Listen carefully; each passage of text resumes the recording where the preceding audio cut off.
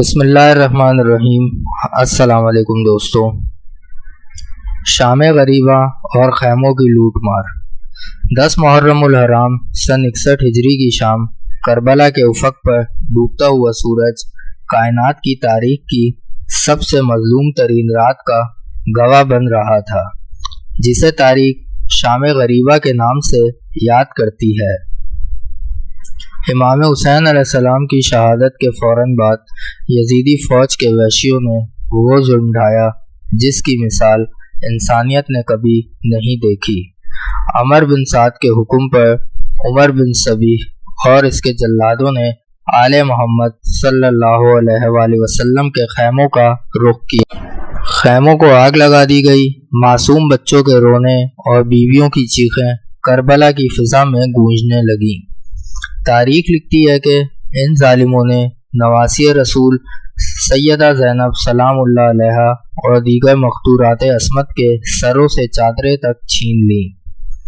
4 سالہ بیوی سکینہ علیہ السلام کے کانوں سے خون آلود بالیاں نوچی گئیں۔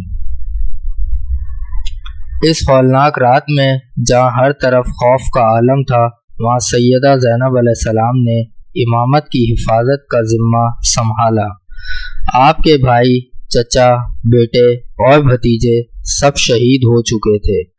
اب پورے کارواں میں مردوں میں صرف ایک 22 سالہ بیمار جوان باقی تھا، جو شدید بخار اور بیماری کی وجہ سے اٹھنے کے قابل بھی نہ تھا، یعنی ہمارے چوتھے امام حضرت علی ابن الحسین زین العابدین علیہ السلام۔ جب شمع ملعون تلوار اٹھا کر امام زین العابدین علیہ السلام کو قتل کرنے بڑھا تو سیدہ زینب علیہ السلام اس بیمار امام کے آگے ڈھال بن گئیں اور کڑک کر فرمایا، جب تک میں زندہ ہوں تم میرے بھائی کی اس آخری نشانی کو ہاتھ نہیں لگا سکتے۔ شمر کو پیچھے ہٹنا پڑا۔ اس رات سیدہ زینب علیہ السلام نے جلتے ہوئے خیموں سے معصوم بچوں کو اکٹھا کیا اور رات بھر جاگ کر آل رسول صلی اللہ علیہ وآلہ وسلم کے اس لٹے ہوئے قافلے کی پہرے داری کرتی رہیں۔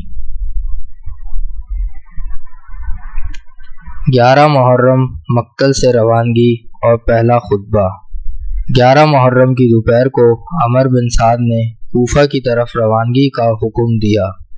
ظلم کی انتہا دیکھیے، عمر بن سعد نے جان بوجھ کر اس لٹے ہوئے کاروان کو اس راستے سے گزارا جہاں ان کے عزیزوں کے پامال لاشیں دھوپ میں پڑے تھے۔ جب بیویوں کی نظر اپنے پیاروں کے بے سر لاشوں پر پڑی تو پورے دشت میں ایک کوہرام مچ گیا۔ بی بی زینب علیہ السلام اپنے بھائی حسین علیہ السلام کے پامال بدن کے پاس پہنچی، اپنا زخمی ہاتھ بھائی کے خون آلود سینے کے نیچے رکھا، آسمان کی طرف منہ کیا اور ایک ایسا جملہ کہا جس نے صبر کی تاریخ بدل دی۔ اللہم تقبل منا ھذا القربان۔ اے اللہ، آل محمد صلی اللہ علیہ وآلہ وسلم کی طرف سے اس عظیم قربانی کو قبول فرما۔ پھر آپ نے مدینہ کی طرف رخ کر کے اپنے نانا رسول اللہ صلی اللہ علیہ وآلہ وسلم کو پکارا، یا محمدہ، یہ آپ کا حسین ہے جو کربلا کی ریت پر ذبح کر دیا گیا۔ اس کا امامہ اور چادر لوٹ لی گئی اور آپ کی بیٹیاں قیدی بنا لی گئیں۔ یہ منظر دیکھ کر خود دشمن کے لشکریوں کی آنکھوں سے آنسو جاری ہو گئے۔ ابن زیاد کا دربار۔ قافلہ کوفہ پہنچا۔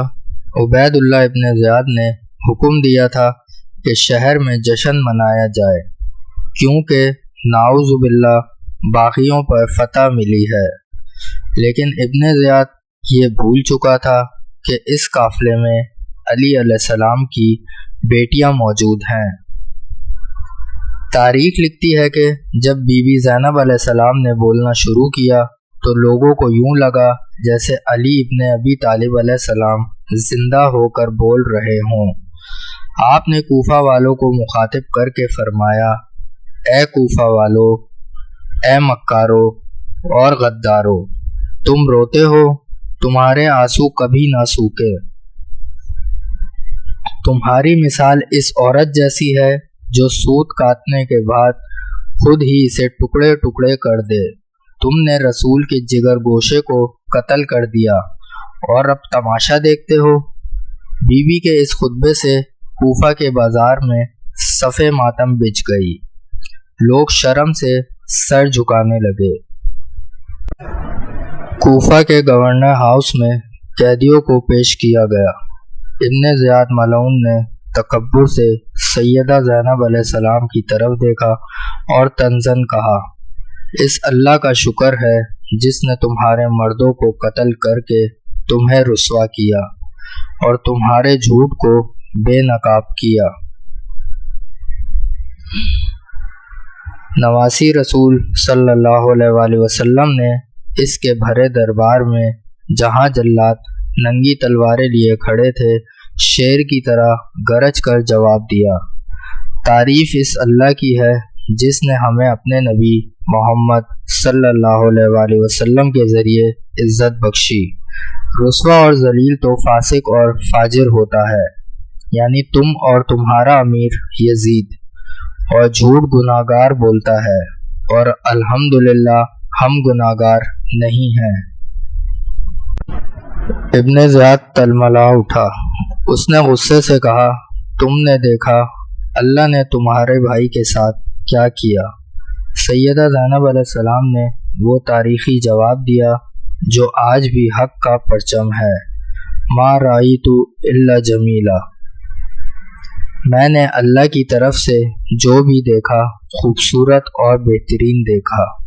یہ وہ لوگ تھے جن کی تقدیر میں اللہ نے شہادت لکھی تھی اور وہ اپنے ابدی مقام تک پہنچ گئے، لیکن یاد رکھ ابن زیاد، ان قریب اللہ تمہیں اور ان کو اپنے سامنے جمع کرے گا، تب دیکھنا کہ فتح کس کی ہوتی ہے۔ ابن زیاد اس جواب پر اتنا طیش میں آیا کہ اس نے بیوی کو قتل کرنے کا ارادہ کیا، لیکن عمرو بن حریث نے اسے روکا کہ یہ عورت ہے اور مصیبت زدہ ہے۔ شکست خوردہ ابن زیاد نے پھر حکم دیا کہ اس قافلے کو سخت پیرے میں دمشق یعنی شام روانہ کیا جائے، جہاں یزید ان کا انتظار کر رہا تھا۔ کوفہ کا معرکہ تو آل رسول نے اپنے خطبوں سے جیت لیا تھا، لیکن اب اس لٹے ہوئے قافلے کے سامنے شام کا وہ ہولناک سفر تھا جہاں معصوم بی بی سکینہ پر ظلم کی انتہا ہونے والی تھی۔ جب یہ قافلہ دمشق پہنچے گا تو یزید کے سونے کے تخت کے سامنے زنجیروں میں جکڑے بیمار امام زین العابدین علیہ السلام اور چادر سے محروم سیدہ زینب علیہ السلام وہ خطبے کیسے دیں گے جن سے یزید کا پورا دربار رو پڑے گا اور یزید کی سلطنت ہمیشہ کے لیے کیسے اکھڑ جائے گی۔